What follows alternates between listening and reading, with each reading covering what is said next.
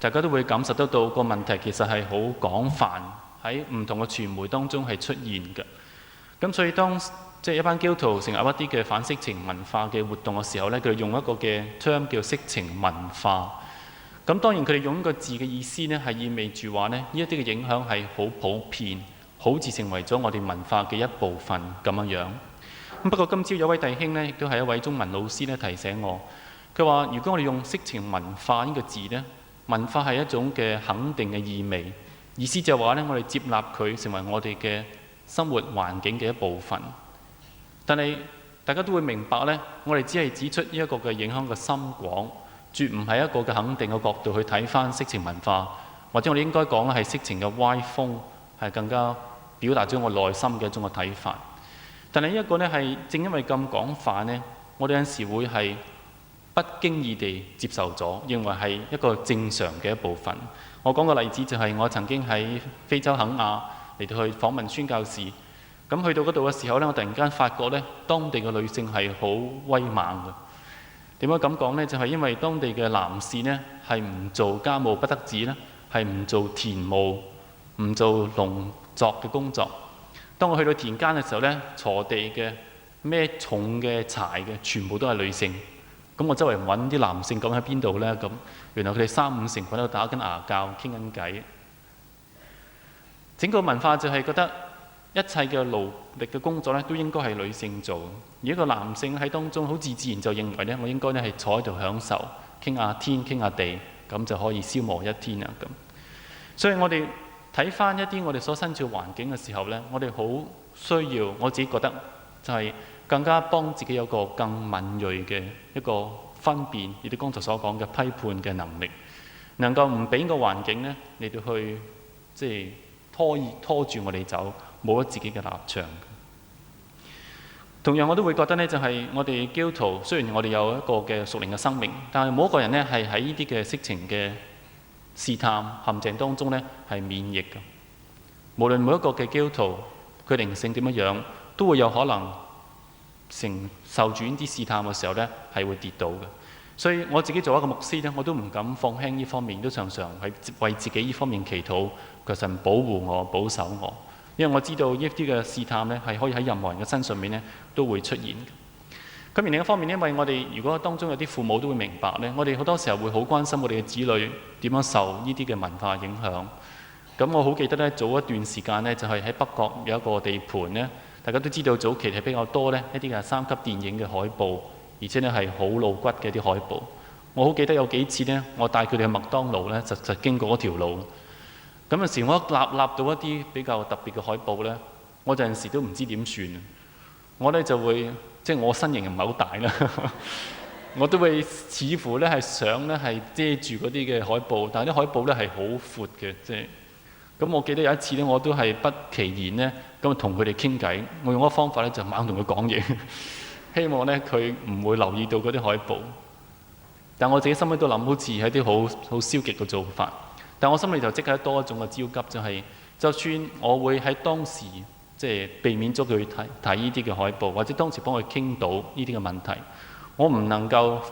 肯定佢日常生活當中佢每天都跟住我，佢有好多自己嘅機會接觸外間嘅事物。所以當我哋關心啲事嘅時候，其實都係關心緊自己嘅事情，關心社會嘅事情，關心緊我哋嘅事情。所以我哋會好覺得呢啲係基督徒特別呢段日子呢，需要特別大家留心關注嘅事情。我會試下從4個角度講一講呢方面嘅問題。我想從聖經嘅幾個角度睇一睇。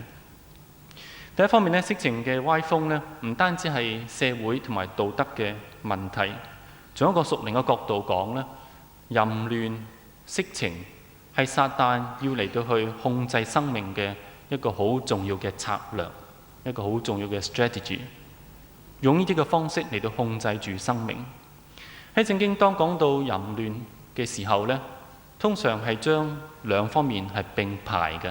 一方面就係身體嘅淫亂，一方面呢係屬靈嘅淫亂 （physical） 同埋 spiritual 嘅 adultery。聖經講到呢兩方面嘅時候呢，提到男女嘅淫亂，提到呢係人拜偶像，唔敬拜神，同偶像嚟到去有一個唔應該有嘅關係，去敬拜假神。聖經稱呢啲為淫亂。而呢兩者關係咧，好多時候係相提並論咁嚟到提出嚟嘅。咁而聖經提到呢啲嘅時候呢，就會提出一個觀念，就係忌邪嘅觀念。大家或者會留意到喺舊嘅聖經常常提神係忌邪嘅神，意思就係話呢，神係唔容許我哋有別的神，唔容許我哋去敬拜一啲偶像、一啲假神。當我哋敬拜別的假神嘅時候呢，神就會有一種忌邪嘅反應。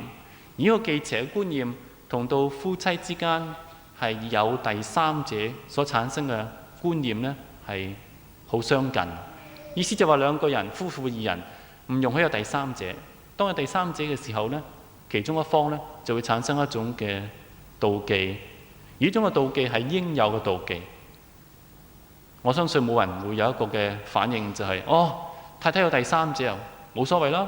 大家交談下玩下啦咁。呢個唔係一種大方，因為愛係一種嘅排他性嘅關係，係夫妻之間嘅關係，互相係專一嘅嚟到愛對方。所以聖經都強調就係屬神嘅人係需要專一去敬拜一位神。如果佢係偏向邪呢，聖經就話神就會有一種忌邪嘅心產生出嚟，以致呢係不悅納嗰個嘅跟隨佢嘅人。我想大家呢個時候呢，睇一睇聖經呢，我攞其中一段經文嚟到解釋呢一個嘅觀念啦。喺聖經民數記第25章，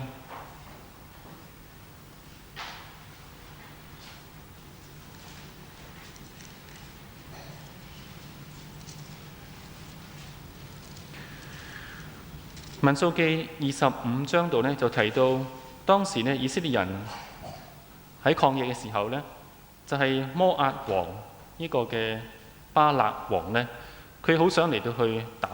打退以色列嘅人，因此佢就揾巴蘭嚟到去咒詛佢哋。咁大家知道呢，就係巴蘭先知呢，當時3次咒詛都唔成功，佢嘅咒詛變成為祝福。但係當佢唔能夠咒詛以色列人嘅時候呢，佢用咗一個好所謂毒辣嘅方法。佢個方法呢，大家睇呢第25章第1節、第2節。25章第1節，以色列人住在什亭，百姓與摩押女子行起淫亂，因為這女子叫百姓來一同給他們的神獻祭，百姓就吃他們的祭物，跪拜他們的神。以色列人與巴力比珥聯合，耶和華的怒氣就向以色列人發作。嗱，咁呢度大家會見到呢，就一件好聖經裏面提及或者話多次提及嘅事情，就係呢一個嘅先知呢，佢唔能夠咒詛以色列人，但佢知道呢，如果以色列人犯淫亂呢，就必然會受到神嘅審判怒氣，因此佢借刀殺人。佢就同巴勒王講：你派你啲女子入到去引誘佢哋。當佢哋被引誘之後呢，唔單止係產生淫亂嘅問題，同時引誘佢哋嘅心呢，去拜佢哋嘅巴力神。喺咁嘅情況之下呢，神嘅怒氣就臨到佢哋身上面。嗱，大家留意到剛才我哋讀到呢第3節呢，就提到話以色列人與巴力比珥聯合。聯合呢個字呢，喺創世記嘅時候係提到人離開父母與妻子聯合，係包含咗一種身體心靈嘅一種嘅聯合。呢度發生件事之後呢，大家見到喺後面第9節呢，第25章第9節就提到神用瘟疫去擊殺佢哋，以致呢有24,000人呢當時就死咗啦。嗱，大家發覺一個策略就係撒旦嗰個策略，將人嘅心嚟到去改變背棄神，係用一個邪淫嘅方式，叫人同異性產生一啲唔正常嘅關係，而因此帶嚟咗一個直接嘅後果呢，人嘅心就背棄咗神。呢啲將肉體嘅淫亂同埋屬靈嘅淫亂呢，係並連產生一種嘅背棄神嘅後果。嗱，大家再睇翻第31章呢，你會再明我嘅意思啦。第後面31章第16節，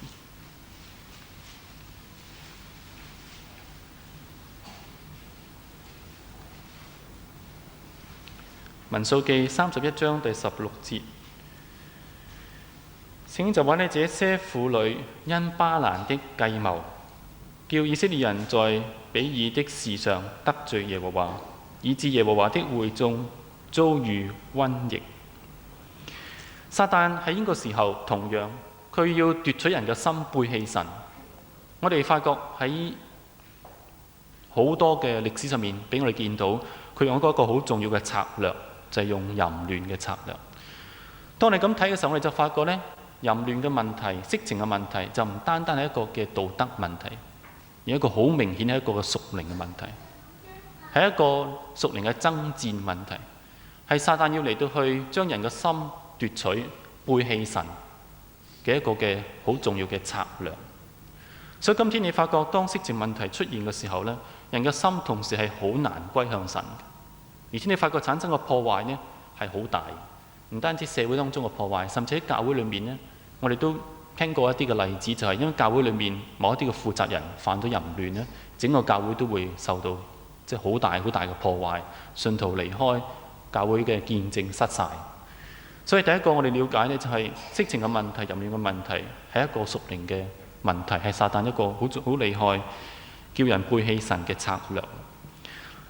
第二方面我想同大家睇呢，就係關於一個我哋常常講嘅所謂幻想、想像 imagination 嘅問題。聖經點樣睇呢方面呢？嗱，喺而家我哋所接觸嘅色情嘅歪風裏面呢，好多時候佢哋攻擊嘅目標呢係人嘅思想、人嘅思念，係佢哋一個重要嘅攻擊目標。或者當然商人呢未必係要刻意攻擊，但呢佢係想吸引人嘅注意呢，往往就要吸人嗰種嘅心思，讓人嘅心裏面呢係一種嘅愛慕，一種嘅吸引，去繼續買佢哋嘅一啲嘅漫畫、一啲嘅冊子等等。咁頭先林先生都提到呢，就係早排學生福音團契辦咗嘅研討會呢，當中將一個報告提出嚟，當時我都有去聽。咁而我都留意到呢，就係佢哋一個嘅報導當中提到呢，就係中學生當我哋睇完一啲有色情成分嘅漫畫之後，會有嘅反應。咁呢一個嘅調查呢，我就都吃一驚㗎。咁佢提到呢，就係呢一啲個中學生呢，承認呢，有80%承認，當我哋睇完呢啲有色情成分嘅漫畫之後呢，係會產生性幻想嘅，啲 fantasy 會出現。但係呢啲人呢，係會努力咁克制自己，唔俾自己呢係繼續咁嚟到去幻想。另外18%嘅人呢，當佢另外嘅18%嚇，佢哋會產生幻想，但佢哋唔會克制自己嘅，就俾自己呢係繼續咁幻想落去。剛才80呢度18，即係98%，差唔多呢係全部嘅人，中學生睇完咗漫畫之後呢，都會產生性嘅幻想。嗱，其他嘅數字呢，我相信大家可能都有啲興趣會知道，我將佢印咗出嚟。由幻想繼而產生性衝動，但係會努力克制自己呢，有19%。睇完之後有自慰、有自淫嘅手嘅行動嘅呢，有14%。睇完之後好想非禮異性，但係努力克制自己呢，有9%。睇完之後好想去聽色情電話嘅熱線嘅，而有行動嘅有7%。睇完漫畫之後呢，想玩 Line 嘅，即係大家知道呢係打電話俾啲陌生人傾偈嘅，有10%。睇完啲漫畫之後呢，有偷窺異性嘅呢，有8%。睇完之後想非禮自己認識嘅異性嘅呢，有5.6%。睇完之後想同愛侶、性伴侶進行性行為嘅呢，有7.2%。最後睇完之後想召妓嘅呢，應該話會召妓嘅呢，就有6.5%。嗱，當我睇呢啲數字嘅時候，我的確吃一驚，即係呢一啲嘅色情漫畫睇完之後產生嘅反應。嗱，其他我唔講，我只係集中提呢，就係嗰個性嘅幻想嘅問題。有人就會問，究竟幻想算唔算係罪呢？嗱，大家幫我睇一睇呢另一處嘅聖經啦，就喺創世記第6章嘅經文。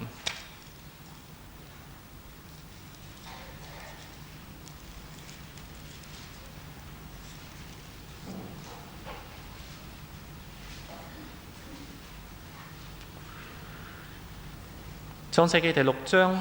聖經嘅第5節，喺當時神要用洪水毀滅地嘅時候呢，就將佢自己嘅內心嚟到講出嚟。喺第5節就第6章第5節，耶和華見人在地上罪惡很大，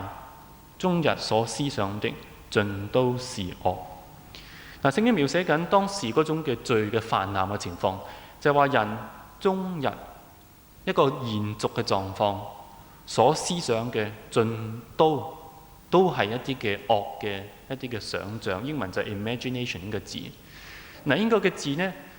有一個好強嘅行動嘅含義，但係未有行動嘅，係喺裏面一啲嘅思想、一啲嘅意念。而聖經就話，因為人終日所思想的盡都是惡，神就後悔做人在地上面，因此用洪水呢係毀滅大地嘅。所以大家會發覺，其實喺我哋嘅生命當中，我哋嘅思想係我哋嘅一部分。其實當主耶穌喺登山訓象登山嘅一個嘅訓導裏面呢，好清楚俾我哋知道，就係唔單止係我哋行為上面嘅罪。當佢提到淫亂嘅時候，主耶穌話佢看見婦女動淫念嘅就係罪啦。因此佢將嗰個意念成為一個我哋需要留意嘅一個好清楚嘅範圍，並唔單單係行出嚟嘅行為呢先係一個嘅罪。嗱，我唔敢話呢，我哋有陣時有啲略過咗個思想一定係罪，但係如果有陣時我哋有意識地去主動地去想，呢個好明顯喺聖經嘅觀念嚟講呢係罪。呢啲嘅性幻想，當你有意識，當一啲人有意識地主動地去想嘅時候呢，嗰個好明顯呢係罪嚟嘅。而我哋今日基督徒嗰個戰線呢，我自己感覺係喺思想嘅層面。點樣能夠幫助我哋自己，幫助好多個中學生、好多青少年人，能夠喺思想裏面呢係能夠可以懂得去防範，以致唔會喺嗰啲地方呢已經係完全嘅已經係失陷啦，已經係跌倒啦。我記得我喺北美嘅時候呢，有一次參加一間教會嘅聚會。呢間教會都好特別，有大概呢1年係2個月嘅時間呢，係集中講關於基督徒對性、對色情、對婚姻等等嘅問題嘅睇法。咁我參加其中一次崇拜嘅時候呢，就當時呢就有一個姊妹呢就領唱詩，咁唱一首詩歌呢，就呢首詩歌就係詩篇第19篇第14節其中嘅説話。詩人就話呢：願我口中嘅言語，我心中嘅意念喺你嘅裏面呢係蒙悅納。咁首詩歌唔知大家識唔識唱啊？咁當我一路唱首詩歌嘅時候呢，我一路唱嘅時候，突然間種好深刻嘅感動喺我裏面出現。我好感覺神喺當中話俾我知道，你要追求就係唔單止係你嘅口中嘅言語，而包括你心中嘅意念都要喺神面前被佢所悅納。而我就體會得到喺一個所謂情慾泛濫嘅社會當中，我哋一條好重要嘅戰線呢，就係思想嘅層面。點樣能夠讓我哋嘅心思、我哋嘅意念都喺神面前呢係可以蒙悅納嘅？我自己呢，頭先剛才林先生都提過呢，有啲嘅報紙呢報道一啲嘅即係法庭嘅案件，其中描寫一啲關於譬如話亂倫啊嘅事情。我自己有個嘅體驗呢，就係有陣時我會都留意嗰啲嘅報紙，我都會有閱讀。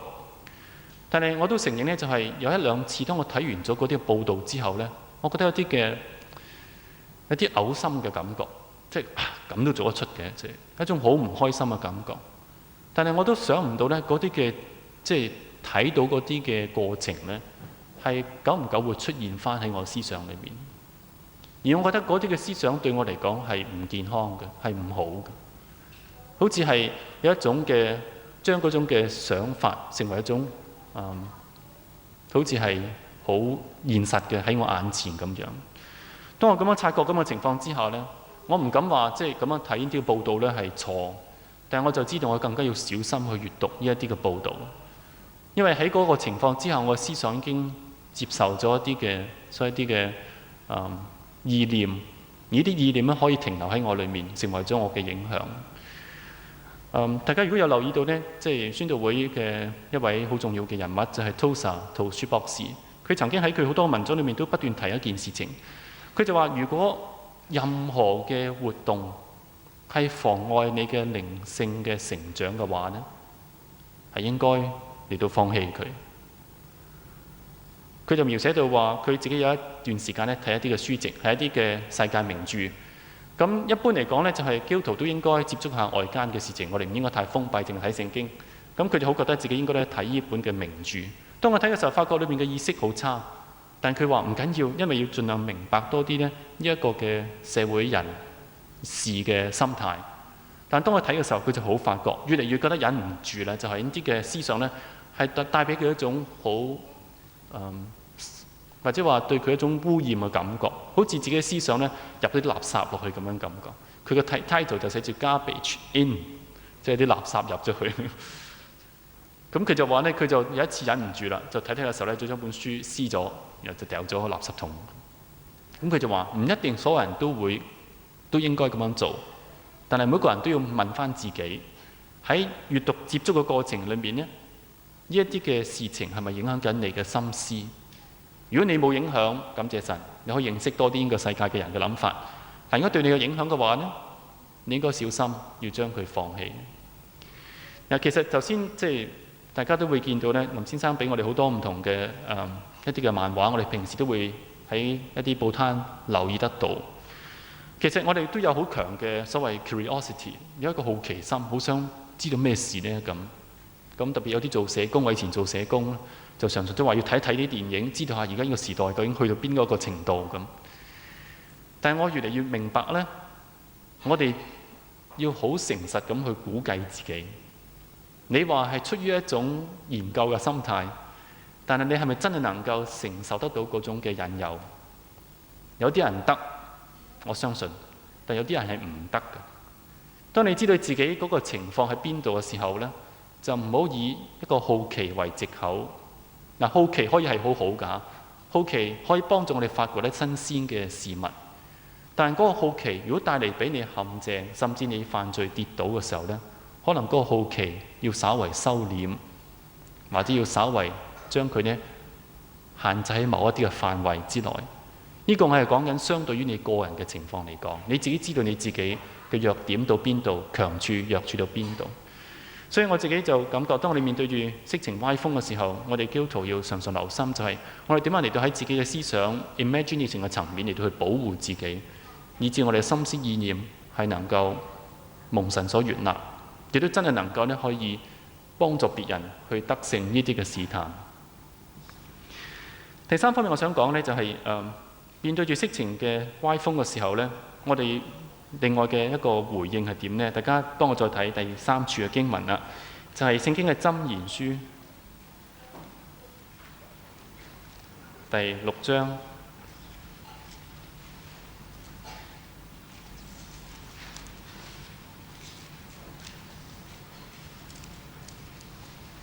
箴言第6章第27節。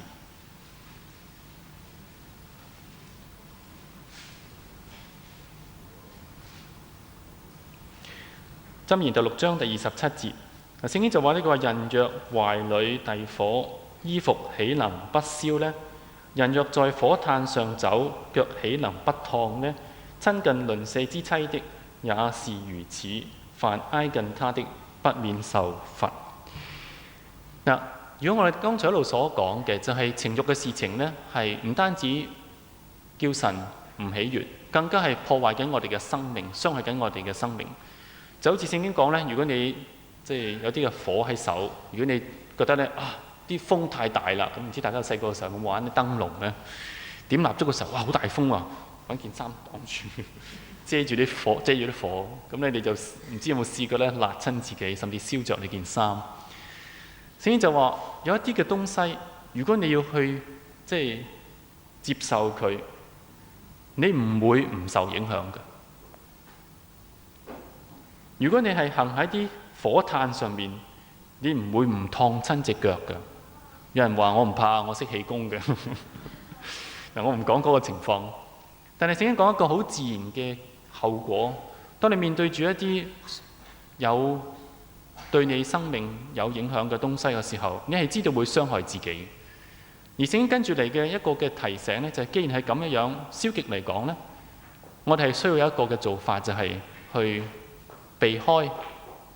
同埋逃避。嗱，逃避唔係一件一定係愚拙或者話咧冇膽嘅事嚇。其實某啲情況逃避呢係聰明嘅做法。大家睇埋前面第5章第8節。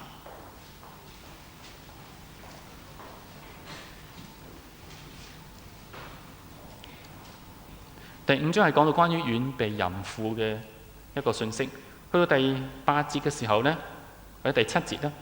眾子啊，現在要聽從我，不可離棄我口中的話。你所行的道要離他遠，不可就近他的房門，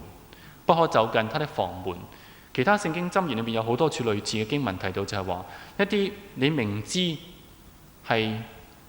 帶嚟咗試探嘅環境，我哋需要去不可就近他的房門，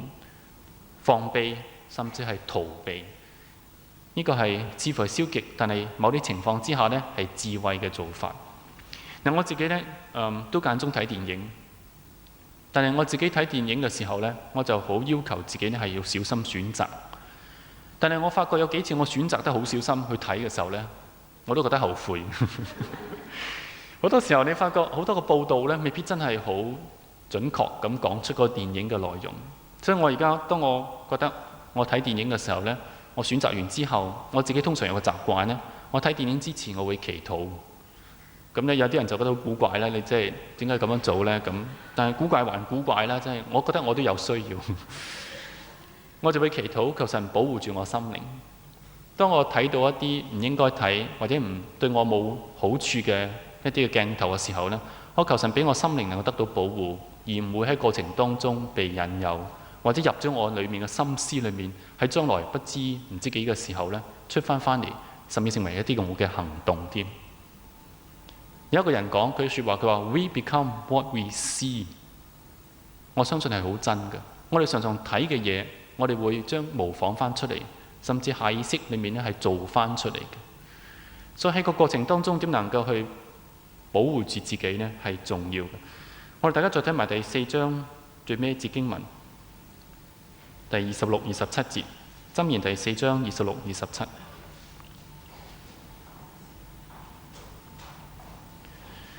第4章26節就話呢，要修平你腳下的路，堅定你一切的道，不可偏向左右，要使你的腳呢離開邪惡。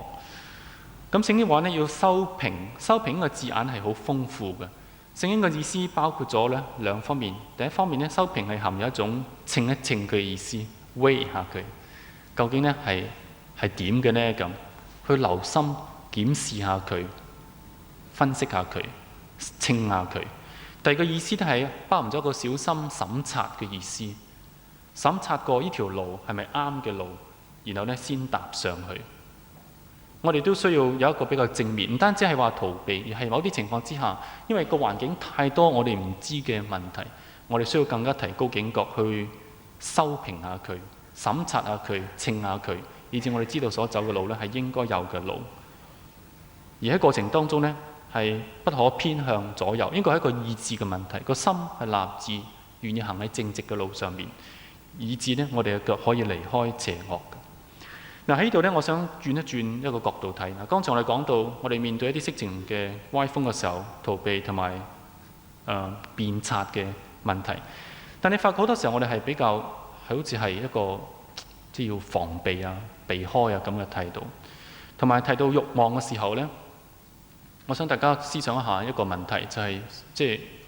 情慾同埋慾望。有陣時你撳住佢，你避開佢，佢會出翻嚟，唔係一個純粹理性嘅問題。你發覺撒旦一個重要嘅方式，人有一個嘅慾望，食嘢、休息，喺夫妻之間有正常嘅性嘅慾望。但係呢啲慾望呢，係本身嚟講係好嘅，係神所創造。而神會願意我哋慾望呢，係喺佢嘅心意當中得到滿足。但係邪惡嘅力量係將慾望變成私慾。私慾係乜嘢呢？私慾係本來嗰個嘅方向係朝向神嘅，私慾就係從神嗰度轉移，朝向咗其他嘅東西，包括咗乜嘢呢？包括咗物件，包括咗呢一啲個人肉體嘅滿足。有本書叫做 Desiring God 渴慕神或者渴慕神，但係你發覺好多時候個問題就變成係 Desiring things，Desiring fleshly satisfaction， 一個肉體嘅滿足，一個物質嘅滿足。咁一般而家嘅人嘅睇法就係話呢，既然有一個嘅慾望，一個衝動就滿足咗佢，滿足咗之後呢就會舒緩咗啦。所以甚至而家好多嘅外間嘅一啲嘅 psychologist 呢個輔導家呢，就話呢，你如果有咁嘅衝動呢，你就可以用一啲方法，譬如話手淫，去幫你自己輸泄咗。輸泄咗之後呢，你就會更加健康一啲。好多人就話你得到一個健康嘅心理呢，就透過呢啲方式達到啦。嗱，當我聽到呢啲嘅消息嘅呢啲講法嘅時候呢，我心裏面都係好多嘅掙扎。係咪我哋要壓抑我哋嘅一啲嘅慾望？點解容許啲慾望呢得到輸泄、得到滿足呢？我曾經喺最近一篇文章提過，就係喺一啲近期嘅心理學嘅研究呢，就發覺一件事情。呢件事就發覺呢，就係一啲嘅慾望，當你讓佢抒發嘅時候呢，係會有即時短暫嘅舒緩嘅作用。大家聽清楚啊，係短暫即時嘅舒緩作用。但係當你得到滿足之後呢，呢一啲嘅慾望呢，會帶嚟咗更多嘅需要舒緩嘅需要更多舒緩嘅需要，而且嗰啲慾望呢，會更快咁翻嚟。當你容許咗佢舒緩咗之後，佢會更快嘅翻嚟。如果咁樣睇嘅話呢，我哋就要好警覺，某啲嘅事情，當然我哋要好小心分別性慾同埋肚腹之慾啊！你唔好話呢，我而家呢肚餓啦，我壓抑佢，佢呢就唔會翻嚟噶啦。從此之後呢，唔使食飯，即係冇咁嘅事。但係好多人都認為呢，色慾、情慾係等同於肚腹之慾，但係聖經好清楚俾我哋知道呢，係有分別。我自己個人都相信呢，情慾特別係性慾方面呢，係唔一定需要滿足。而當你喺神所安排嘅一個嘅關係之內，喺夫妻嘅關係之內，正常咁嚟到去表達出嚟嘅時候呢，你會感受到當中嘅美善同埋祝福。但當你喺婚姻以外嚟到去表達嘅時候呢，你發覺個問題會重複咁出現，加劇你嘅需要，加深加快你嘅需要，而帶嚟咗你更大嘅一個問題。但係既然有咁嘅情況，或者話頭先我所講好似意味住呢，我哋要適當地或者話壓抑佢。嗱，大家希望你明白我意思啦。但係更加正面嘅呢，就係點樣能夠幫自己產生一個更強對神嘅一個渴慕 ，Desiring God， 成為咗你生命中一種主導嘅方向，以至你唔需要去壓抑，而自然就會取向於一個合神心意嘅方向。我舉個好簡單嘅例子，我以前提過呢，就係有啲弟兄姊妹公幹啦。公幹出外呢，有一個弟兄，當佢喺一個酒店當中面對啲試探嘅時候，突然間佢諗翻，佢上飛機嘅時候，太太同佢講：快啲翻嚟啊！我同啲仔女等住你翻嚟㗎。當佢諗翻太太呢句説話，然後跟住呢，喺自己個袋裏面呢，攞出一幅家庭照，睇一睇，我家庭真係好美好。喺嗰個時候，佢突然間就覺得佢唔想有啲乜嘢嘅唔正當嘅行動，嗰個慾望冇咗。大家明我意思，就係一個更強嘅美善嘅 desire 出現，將佢嘅心轉向咗。而基督徒當面對住而家好多色情嘅試探吸引嘅時候，我自己感覺一個最基礎嘅一個方向就係點能夠真係幫助自己培育一個更強對神嘅渴慕，渴慕同佢一齊，渴慕喺佢面前活喺光明當中，係叫你更深嘅滿足嘅。呢就自然能夠可以得勝咗其他嘅唔應該有嘅私慾邪情。所以你發覺聖經裏面好多時候提到好多嘅詩篇嘅作者呢，佢哋提到渴慕神嘅時候，佢話渴慕主好似叫我心都碎。我渴慕你嘅話，以致我心碎。我渴慕主，好似鹿渴慕溪水一樣。好多呢啲咁嘅描寫，係描寫詩人佢哋內心裏面對神嗰種嘅渴慕，以致佢哋能夠一種唔被其他嘅私慾所吸引嘅力量喺內心裏面呢係產生出嚟嘅。呢個係第三方面呢，我想嚟到講啦。嗱，我過一啲時間，最收尾呢，我好簡單提多一樣。第四方面，面對住色情嘅問題呢，我哋弟兄姊妹，我哋要學習，我哋去面對自己。我頭先講，冇一個人會係免疫嘅。我自己都承認，我會面對住試探。喺呢個過程當中，我哋會跌倒，會有時會犯罪。但係聖經裏面強調一個好重要嘅觀念呢，就係等候神 ，wait upon the Lord。咩叫等候神呢？聖經話等候神的必重新得力。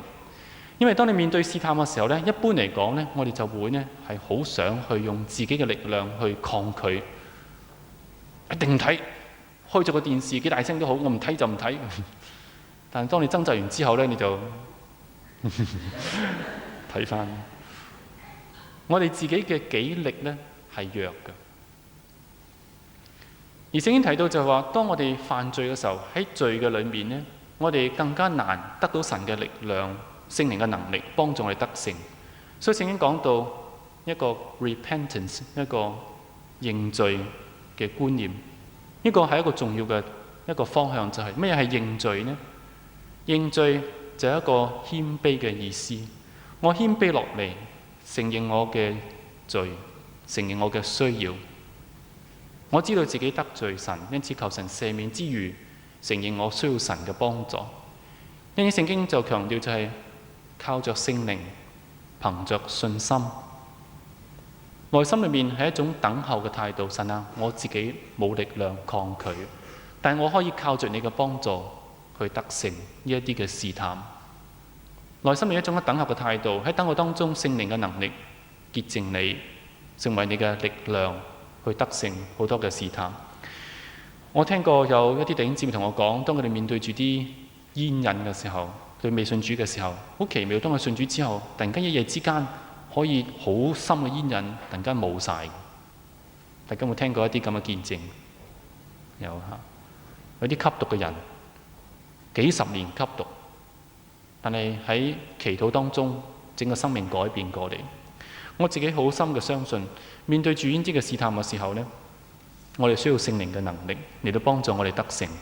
喺 desiring God 渴慕神嘅過程當中，聖靈成為我哋嘅幫助同埋能力。嗱，剛才我所講呢，我可能唔係話真係咁回應林先生所講，但係都係我自己想講嘅一啲嘅分享。而剛才我所講似乎多啲集中於我哋基督徒點樣面對，但係我哋喺面對自己嘅問題之餘呢，我仍然相信我哋需要嚟到去進到社會當中去幫助呢個社會。如果我哋真係幫到一啲嘅話，嚟到去抗衡呢一個嘅色情嘅歪風。